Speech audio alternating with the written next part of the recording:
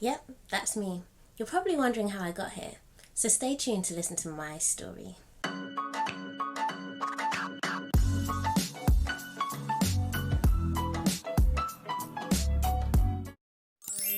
Hi everyone, my name is Felicia, just in case you didn't know me, and in case you haven't noticed, I'm an economist. So as well as being the UK Civil Service Economics Fast Stream brand ambassador for 2018 to 2020, I am also the founder of the Black Economist Network. This is a network which aims to connect and support Black economists of African and Caribbean descent all around the world, because as you may or may not know, there's quite a lack of diversity in economics as it stands. In my personal opinion, being an economist can be really interesting. I mean, there are times when it's quite boring, but that all depends on what you're doing and whether you have passion about it. And it can be quite rewarding as long as you're not using your knowledge and your skills for evil. But anyways, in this video, I want to share with you my story into becoming an economist and share some tips with how you can navigate your journey, whether it's to be an economist or maybe go into another field. So let's get started. So how did it all start? Well, I guess it started back in 2011 when, I was just being a baby girl, living my baby girl life. I had just finished my GCSEs and I needed to figure out what I wanted to do at sixth form. So I was really business minded. I really was interested in doing a business course, but then I came across economics, and I decided, let me take a leap of faith and see how it went. And since then, me and the subject hit it off. I also did A-levels in chemistry, maths and German, but we don't really talk about the German one because, I dropped that after AS level. But I can speak a little bit of German still when I go to Germany, but like the basics, like Guten Tag, So I did my A-levels, I obtained 2 A's and a B. The B was in maths because, maths was kind of messed up at A-level and I could have got an A, but, I injured myself in it. But so then it was time for me to go to uni and pick something to study. And obviously, since I was always consistently getting A's in economics, I thought, me and this subject, we could really vibe. However, I'm not gonna lie, I was a bit scared about my A-level results, so I didn't actually apply to uni. I decided that I would wait till I got my results and then apply to the uni, so I decided to take a gap year. On that gap year, I volunteered as a youth and education mentor with a charity called City Year. I don't know if you've ever come across them, but if you ever see people wearing red jackets, walking around the city, into schools, that's them. That was me. Eventually, I applied to university. So I went to uni at the age of 19 and I decided to study economics and development studies at the University of Manchester. And that was really one of the greatest 3 years of my life. It was the hardest 3 years of my life. Maybe. I initially applied to do a BSc in economics. However, your girl didn't quite make the requirements because I got a B in maths and they required an A. But they did allow me to do BA economics. And actually, that was probably the best decision I did. And no shade to the BSc economics people, but And I know others know what I'm talking about. Taking a BA in economics allowed me to do modules that I wouldn't have otherwise taken. I was able to do modules in political and economic anthropology. I even did sociology modules in like sex, gender and kinship. Yeah, I know, but it was really interesting. And overall, I think that really enriched my university experience and my degree. One thing I want to stress though is during my 3 years at the University of Manchester, I did not do any internships or any spring weeks. I didn't do any. And you know what? It's not because I took an active step not to do them. I think I applied to one and I was like, nah. I got rejected and that kind of hurt. So I said, you know what? Let me just focus on my studies and actually just apply for a job after. Instead of taking up internships, I'm not going to lie, I went to Spain, I went to Rome.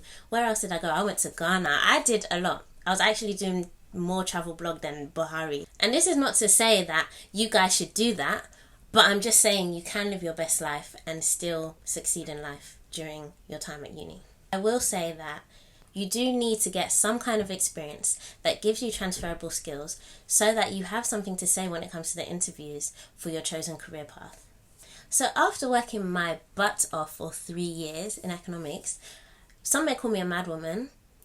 When I look back, probably I was. I decided that I wasn't ready to work. Can you imagine? I was busting my ass to do time series econometrics. Let me tell you, I almost cried. Everybody almost cried on that course, but I did it, and I decided that I wanted more. I was still trying to be a baby girl, you know? The reality is I wanted to do a master's because it's my dream to be a development economist, and in order to get into the field, you can't really do much if you don't have a master's. So moving on to my time at LSE, I'm not going to lie, it was probably one of the most stressful years because not only had I moved from Manchester back down to London, I was broke, I was working a part-time job, doing a full-time master's, and on top of that I was suffering from heartbreak. So really the combination of all those factors, yeah. But it wasn't a recipe for disaster. I'm still pretty proud that I was able to graduate with a merit, although I do wish that if the circumstances were better, I would have been able to graduate with a distinction. But it is what it is, and that's life. Sometimes you win some, sometimes you lose some, but hey, I'm still here. During my master's, I still didn't do an internship or anything like that because, as you know, London is stressful, it's expensive. I was just trying to not go broke. Fortunately, I was living at home, but I live in Zone 6, if you know London zones, and travelling from Zone 6 to Zone 1 every single day is hefty. It's expensive. It's not ideal. Just in case I hadn't mentioned earlier, I did my master's in local economic development since I want to become a development economist. So eventually, during my master's, I had to reconcile with the fact that I had to work. Unless I was going into doing a PhD, which I don't think would have been wise because I think I need some real world experience in order to figure out what I want to do for a PhD, because PhDs are long. And if you don't know what you're going to study, there's really no point, especially if you don't have a passion for it. That's probably way down the line, like way down in the future. But yeah, I have to work. At this point, I had been in academia for 4 years with no formal work experience in the field that I want to eventually work in. So, you know, it was time to start applying for jobs. So I decided that I would apply for the Economics Fast Stream, the UK Civil Service Accelerated Grad Scheme program, as a tester. Like, I was literally just testing waters because I was like, I was feeling quite nervous about applications and I just really wanted to see how far I got. And, well, here we are today. It's crazy because that was the first and the only job I applied to during my master's, and I was fortunate enough to get it. So that's what I'm working with now. I'm now entering my 3rd year of the Grad Scheme program. It's been interesting. I do like it. You know, working for the government is really fast paced. Things are always changing. And back to the beginning where I said this job can be rewarding, I was literally talking about how you'll be working on a piece, whether it's local government finance, whether it's environmental economics, and you see your work in the news, you see it in publications, you hear people talking about it. It's really topical. And it's really relevant and interesting. So in that sense, it really is rewarding. It gives you a really great insight into public policy, which is great, I've been told, if you want to get into development economics, international development, etc. So now on to the tips. So I think that even though I wasn't able to secure an internship or do some work experience in the field of economics, a lot of things that I did during my journey helped me to get to where I am today. So the first tip I want to give you is that what you lack in technical experience, you can make up for in other experiences. During my 2nd year in the University of Manchester, I got elected as the BME officer, and that exposed me to a lot of team management, project management, the in and out workings of student politics, and I'm not going to lie, that was really messy. So I made sure I only did that for 1 year and I was out because, yeah. So in my final year, I also became an econometrics peer-assisted leader, basically a past leader, where I was mentoring 2nd year students on econometrics, helping them, giving them a boost. I had to work with a partner in order to do that, so that would mean that we would plan our sessions based on the topics that our mentees, I guess, or the students in 2nd year was learning, and reteach this to them. So not only did that give me some experience in, you know, just managing time, working and stuff like that, but I also got the technical aspect through that role, and that was just volunteering. At LSE, during my master's, I was also one of the course reps. There were 4 of us, and I can't lie, even though I wasn't able to do much in that role, I was able to do a little bit. I would say that with all these experience, the key thing is that I was able to gain transferable skills, which gave me something to talk about when it came to the interview process for the Civil Service Fast Stream. And don't get twisted, it's not The civil service fast stream isn't an easy application process. There are so many hurdles that you have to jump through. Like, you do the online application, then you do the psychometric test, you do the situational judgment test, then you do a video interview, then you have to write another essay, basically essay, for all the streams that you're working for. Then you get invited to the Fast Stream Assessment Center. And then from the Fast Stream Assessment Center, then you get invited to the Economics Assessment Center. If you want to be a diplomatic economist, you then go to the Diplomatic Assessment Center. It was a lot. So I was just grateful every time I jumped through that hurdle and I made it somewhere. It wasn't easy. So tip number 2, your network really is your net worth. I don't think I'd be able to be where I am today speaking to you guys about my journey and my experiences if I didn't have people on my side. I was lucky and fortunate enough, as well as the fact that I'm quite extroverted, so it wasn't as hard, that I had different groups of people that I had around me. I had my flatmates from my halls, I had my mates from my course, and we all worked together to encourage each other in different ways. And on top of that, I had my study group, which were people on my course, and you might find this a little bit cringy, but we called ourselves the A-team.